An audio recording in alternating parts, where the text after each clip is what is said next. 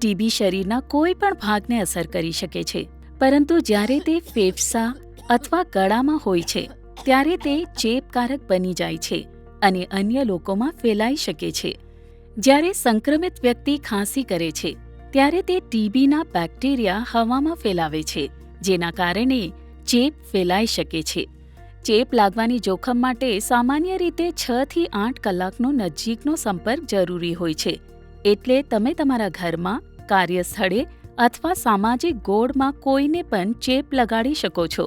ટીબીના સામાન્ય લક્ષણોમાં 3 અઠવાડિયા કે તેનાથી વધુ સમય સુધી ચાલતી ખાંસી, ક્યારેક કફ કે લોહી સાથે, કારણ વગર વજન ઘટવું, તાવ કે ઊંચું તાપમાન, અતિશય પસીનો આવવો, વિશેષ કરીને રાત્રે, લિમ્ફ ગ્રંથિઓમાં સૂજાવો, અત્યંત થાક અથવા ઊર્જાની ઊણપનો સમાવેશ થાય છે.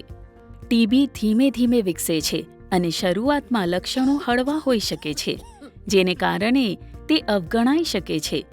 જો સારવાર ન કરવામાં આવે તો તે ગંભીર આરોગ્ય સંબંધિત મુશ્કેલીઓ ઊભી કરી શકે છે.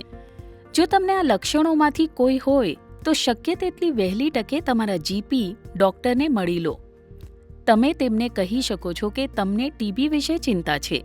વહેલું નિદાન અને યોગ્ય સારવાર ટીબીને સંપૂર્ણપણે સાજું કરી શકે છે, તમારા આરોગ્યને સુરક્ષિત રાખી શકે છે અને તમારા પ્રિયજનોને પણ બચાવી શકે છે.